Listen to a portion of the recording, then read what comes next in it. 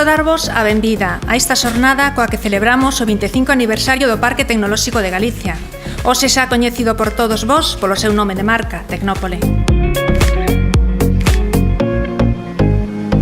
Parabéns para todos e moitas gracias por acompañarnos neste acto tan importante como é o 25 aniversario de existencia do Parque Tecnolóxico de Galicia. Este parque tecnolóxico, pois, está en condicións de atraer capital e novos proxectos empresariais para ser e seguir sendo un polo de innovación en Galicia.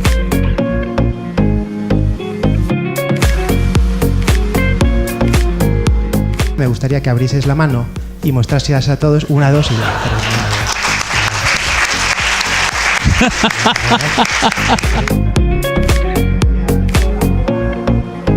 Hoy voy a hablar de las 5 competencias para el empowerment, pero primero es necesario explicar para qué sirve el empowerment, por qué es tan necesario hoy el empowerment.